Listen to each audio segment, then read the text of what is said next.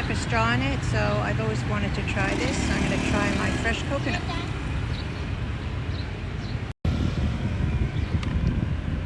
It's really tasty. It's very coconutty. I always thought it tasted more water. It's very rich and coconutty. It's good and it's cold. It's cold somehow. Oh, and it cost 80 cents. This coconut with the straw in it. Okay, I'm in the fancy part of town now, so I just walked by all the consulates and embassies, and I got here to Takashimaya, the Japanese department store, so I wanted to go in there and look around there, and maybe I'll show you some of that. Okay, this is pretty regular. It's like being in America. They have a MAC counter, L'Occitane. Yeah, it's pretty much like any department store in America. Okay, I'm downstairs in the food hall at Takashimaya, and I found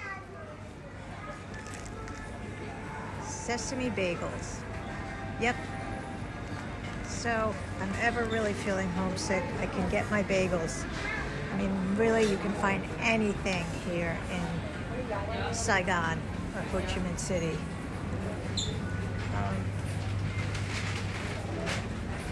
Look, they have the Bon Maman jams. It's about the same price that it is in the US. It's actually a little cheaper. And just in case you were wondering, yes, you can find Bob's Red Mill in Saigon. I used to say America is one big shopping mall, but now it turns out the world is just one big shopping mall.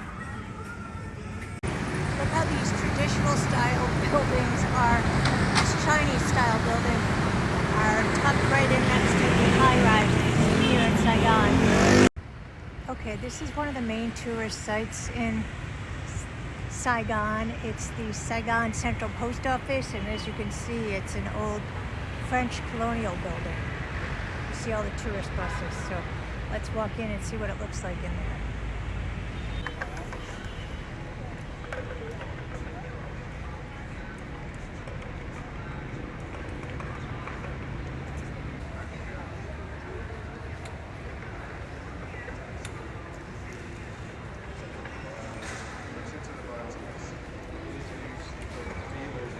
Lots of gift shops.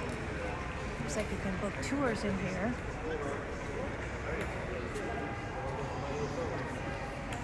But it is actually still a working post office.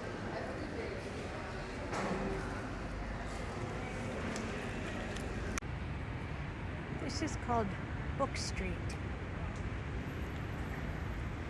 And the street is lined on either side with books.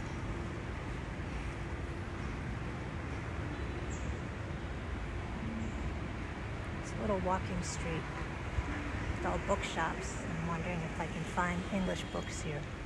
It looks like there's some art in the middle. Here's some sort of Harry Potter thing in Vietnamese, or at least a J.K. Rowling. Okay, this is the Saigon Opera House. It's also a French colonial leftover, and as you can see, it's a big tourist destination. Here are the tourist buses. Looks like I can go in, so I'm going to go try to go in. I think they still do some performances here. Okay, they just informed me that we cannot go in. It's not open to the public, but he explained that it's only for shows, so they do still have shows. Just showing you some of the detail on the building and these statues. The show tomorrow night sounds really great. He said it's like acrobatic circus and something else, but unfortunately I won't be here anymore tomorrow night. Otherwise I would have tried to go to that.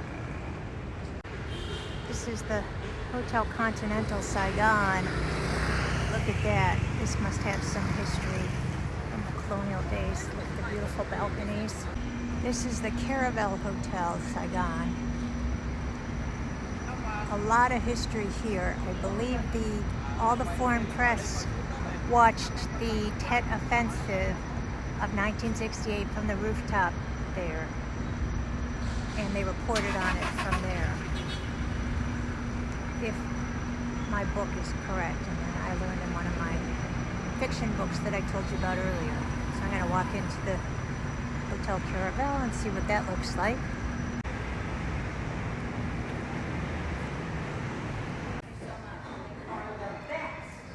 Okay, this has definitely been renovated. It's 1968. This looks like it's all new.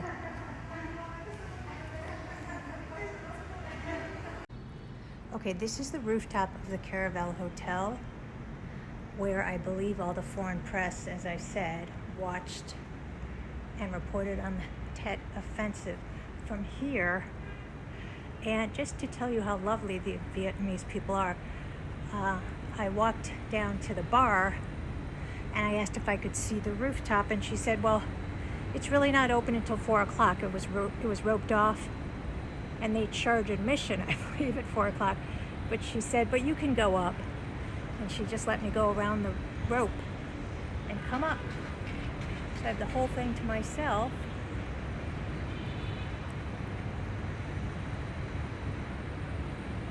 And I see they tried to keep the furnishings probably pretty similar to what they were back then. Okay, I just finished my sightseeing for the day in Saigon, and to go back to the hotel, I'm going to try taking a bus. It's like a 53-minute walk, or I could take a Grab ride, but I just really want to try the bus. First of all, the bus costs between 20 and 28 cents. Second of all, they have this fantastic app where you put in where you want to go, and it gives you the exact instructions, including like the walking instructions of how to go to get the bus, exactly how long your wait is for the bus, what bus to get on. So I want to try all that. So that's what I'm going to do now. Okay, I made it to the bus stop. It was about a 7-minute walk. I'm supposed to get on the 109 bus. Oh, this is the 04 bus. Okay, that was the wrong bus. I'm going to wait. Oh, it looks like my 109 bus is coming, and then I think it's 12,000 Vietnamese dong, so my friend was wrong, so it's going to be more like 48 cents. Let's see if that's right. The app says it's 12,000. Okay, I'm on the bus now. The bus is quite nice. It's air conditioned, and I can follow along in the app. It shows me exactly what stop we're at and all the cross streets, and if I follow along in the app, it shows me exactly where to get off, and it cost me about 24 cents. For dinner tonight, I really want to try this place. It's right in my hotel, and it's so cool. These ladies sit here on the side of the road, and they cook these pancakes. And it's very popular because there's a lot of Vietnamese people here.